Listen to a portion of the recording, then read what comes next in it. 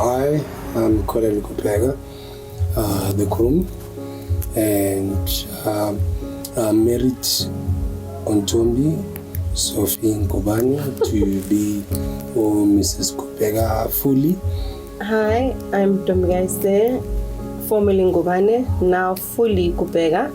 I'm married to Colin, my husband here, Colin Kupega. So this is my hubby here. We've been together for a long time now. And so this is a lovely journey that we've gone through to get us here to this moment of us being together, loving each other, respecting each other. And there's so many things that I love about my husband that have made me to make the choice of being with him for so long, and I want to be with him forever.